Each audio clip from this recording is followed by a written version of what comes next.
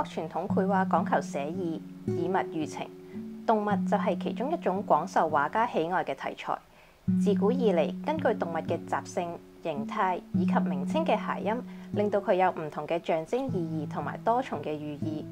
20世紀中國畫家由傳統技法尋求突破，又將西方藝術中嘅立體感、透視感以及多元化嘅用色同水墨融合，創作出別具風格、令人耳目一新嘅水墨畫。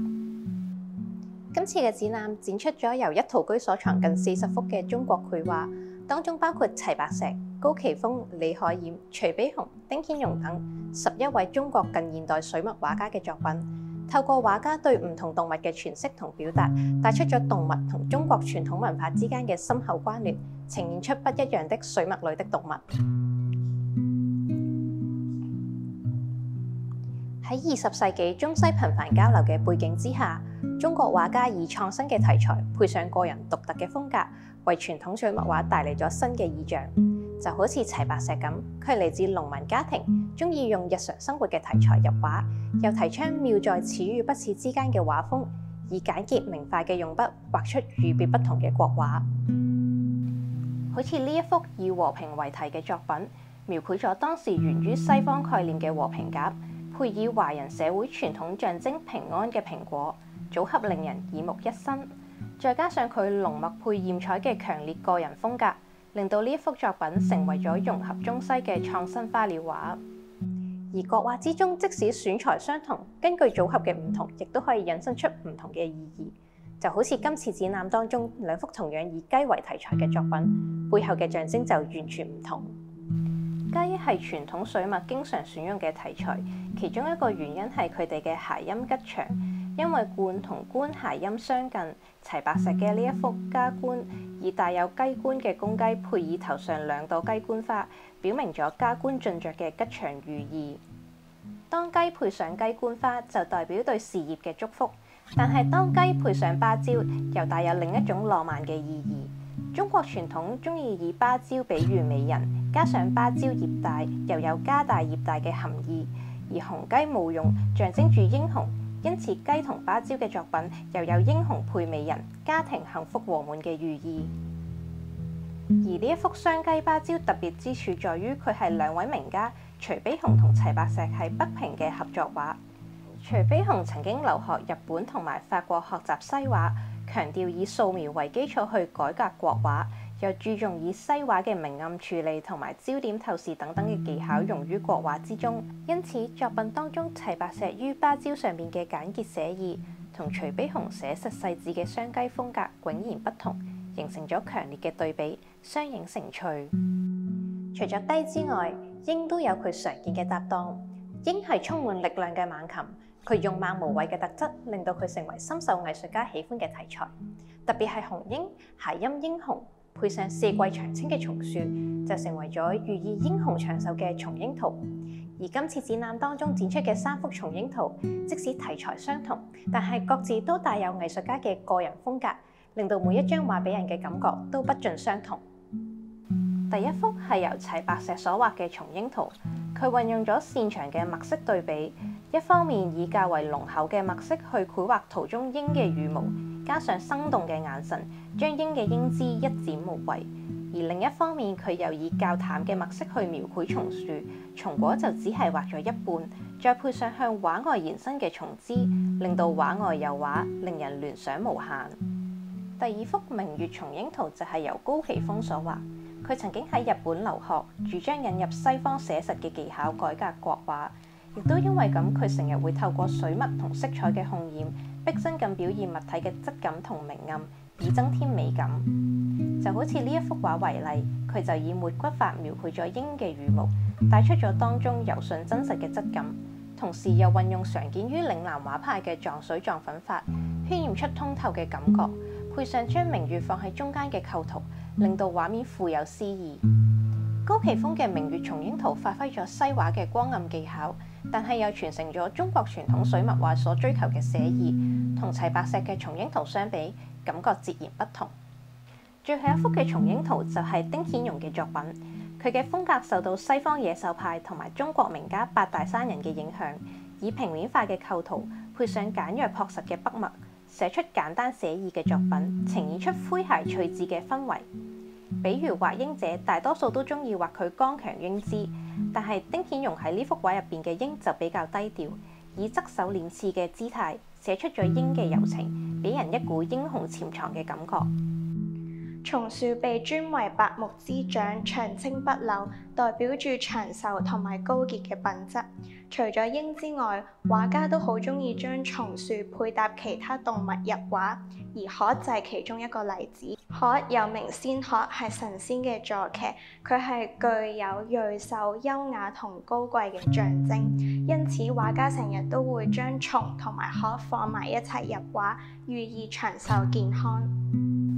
徐悲鴻嘅呢一幅雙鶴中，松樹盤繞成4層，雙鶴置於樹幹之上，佈局新穎。畫中雙鶴姿勢亦都十分雷同，猶如拼貼。呢個係因為徐悲鴻喺寫動物嘅時候，大多喜歡先畫素描草稿，然後將寫生得嚟嘅動物形態循環使用。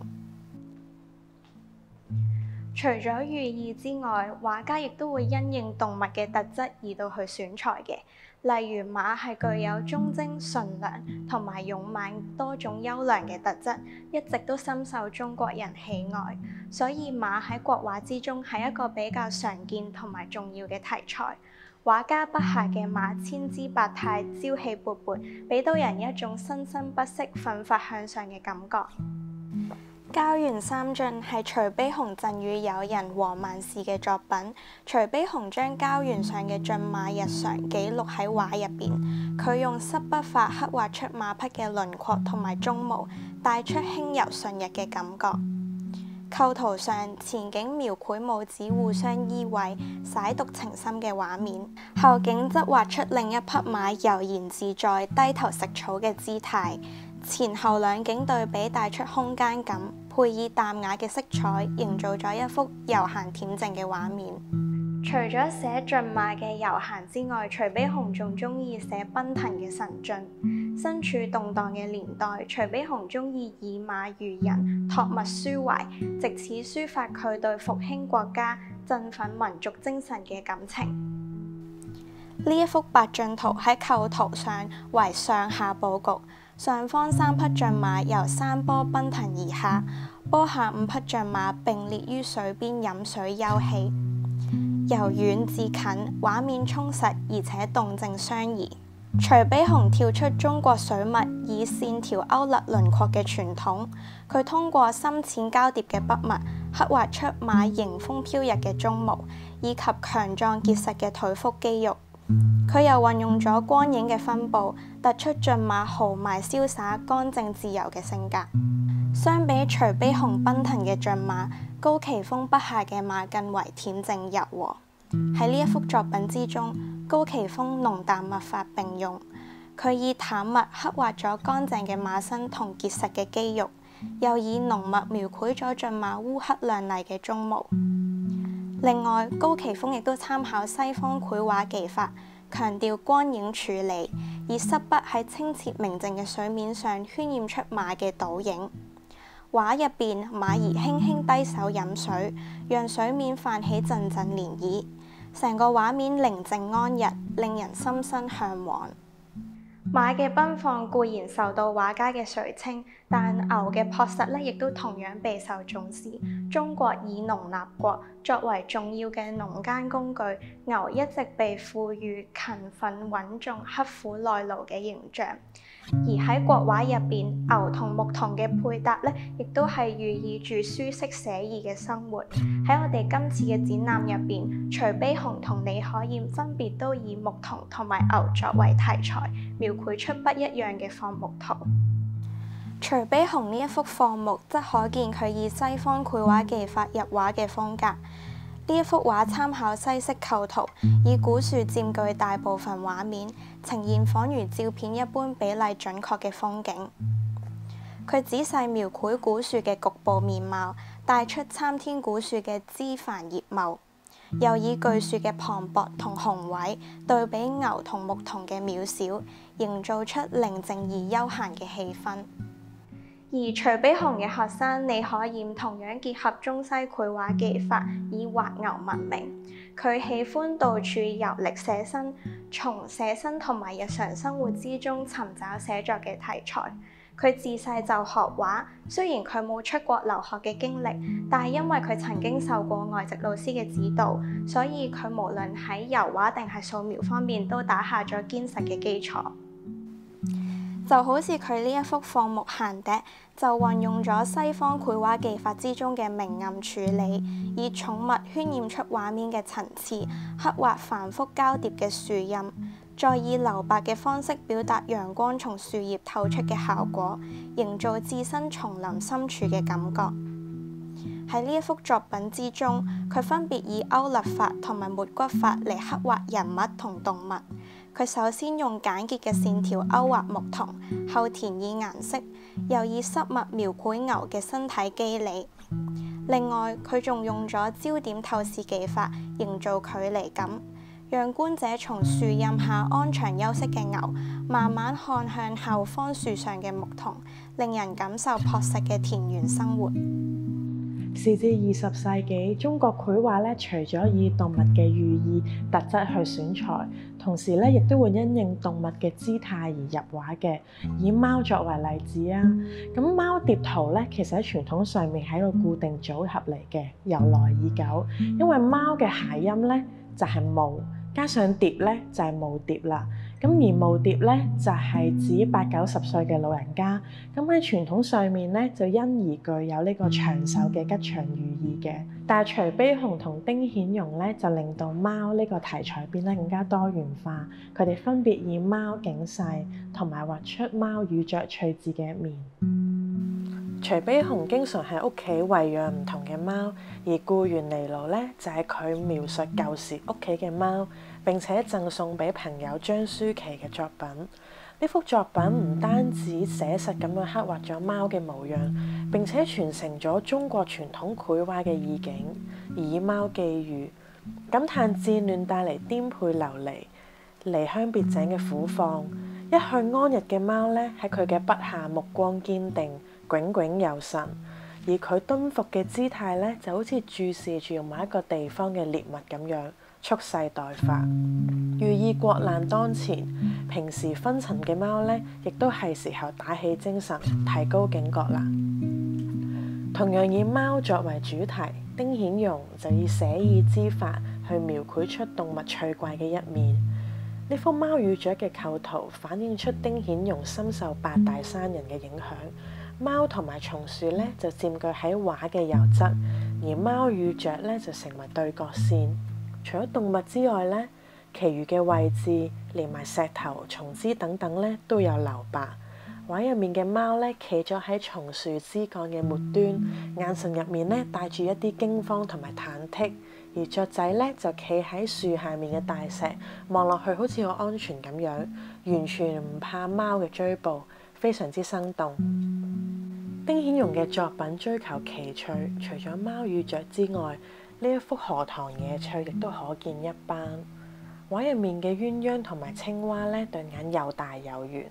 青蛙左邊嘅眼睛咧，亦都特登畫咗出嚟，可以睇到佢只取形態，不求形似。呢種獨特嘅技法咧，製造出戲劇一般嘅喜感，更加能夠突出荷塘野趣嘅韻味。至於荷塘、荷花、高石等等造型簡約，丁顯容唔強調多維嘅空間變化，佢以簡練嘅筆墨寫出氣韻，大筆有力咁樣畫出修長嘅河柄，又以濃墨、潑墨並用，寫出荷葉同埋鴛鴦嘅體態，墨色淋漓而且極盡變化。而趙少昂嘅作品咧就呈現出嶺南派嘅風格。佢用色彩渲染去襯托水紋。趙少昂自幼家境清貧，被逼輟學去打工。咁閒時嘅時候咧，佢就會去工藝店嗰度觀摩，自學畫畫。由16歲起，佢就開始跟高奇峰學畫，而佢嘅專長咧就係花鳥畫。佢嘅殘荷翠鳥唔單止形神兼備，用色絢麗，佢更加擅長渲染法，就好似荷葉嘅墨色同埋赤色之間嘅變化，同埋小鳥嘅毛色。呢幅作品嘅構圖十分巧妙，包含咗幾個焦點，佈局上面同中國傳統嘅散點透視法有着異曲同工之妙。趙少昂偶然發現咗舊時嘅寫生稿，就將呢啲題材匯集成畫。畫家喺寫生嘅時候呢，通常專注一個焦點，然而呢幅畫呢，就集合咗幾個場景。下方嘅雀仔呢，係仰視角度，移到去中間嘅葉屏呢，就變成俯視，去到上方嘅荷葉荷花就係近觀。全幅畫呢都畫有葉屏，連接每一個部分，令到視點轉換得流暢自然。中國畫家喺描繪動物姿態嘅時候呢，都鍾意用一啲日常生活同埋大自然嘅元素作為靈感嘅，而悠遊其樂嘅水中生物呢，就深得佢哋嘅喜愛。譬如齊白石喺1937年贈送咗呢幅魚蝦蟹俾佢嘅同鄉夏五義。作品裡面嘅魷魚眼神明亮，蝦蟹栩栩如生，富有生命力。佢嘅代表畫法呢，就係破墨法，呢種技術喺佢嘅作品入面非常之常見嘅。佢首先用淡墨點畫頭同埋身，再用焦墨、濃墨去點蝦嘅腦黑同埋眼睛，未乾嘅時候就點畫上去，咁樣能夠達到咗一種自然滲入同埋化開嘅效果。齊白石亦都以濃淡不一嘅墨色呈現蟹嘅正反兩面。由於自細喺家鄉咧就有好多唔同種類嘅動物俾佢觀察，咁所以佢畫嘅動物咧好多時都係源自生活嘅。齊白石畫嘅動物咧，佢唔追求形似，追求嘅係神似，帶出動物嘅自然姿態。而丁顯容咧，亦都好推崇齊白石嘅畫風，並以佢作為畫畫嘅參照對象之一。好似呢幅水族圖咁樣啊，佢同樣以一種簡樸寫意嘅畫風去到繪畫水中生物。但係唔同於齊白石嘅恬靜氛圍，佢着重刻畫動物之間嘅互動，蟹同埋青蛙緊密相連，而青蛙咧就向魚游過去。魚同埋蝦對視，活潑生動，充滿喜感。魷魚同埋青蛙嘅表情趣怪，而幾隻蝦嘅描繪就簡單寫意。蝦鬚同埋蝦腳嘅線條靈動，蝦腳淨係用咗幾點就畫成啦。形象刻畫雖然唔細緻，但係形態逼真生動。多謝大家收睇今次嘅展覽導賞，希望各位觀眾除咗欣賞畫作之外，仲可以進一步認識同埋理解動物同中國傳統文化之間嘅深厚關聯。動物係中國藝術入邊一個好重要嘅元素，對畫家而言，佢哋除咗可以透過動物去表達佢哋嘅所思所想，亦都可以透過動物喺畫中嘅象徵同埋寓意去同觀眾進行溝通。而到咗20世紀，動物作為一種藝術語言，佢嘅涵義亦都有咗新嘅突破。喺技法上面而言，中國20世紀嘅畫家結合咗西方嘅繪畫技法，融入中國嘅水墨畫之中，呈現咗多元化嘅構圖同埋風格，推動咗中國20世紀藝術嘅革新。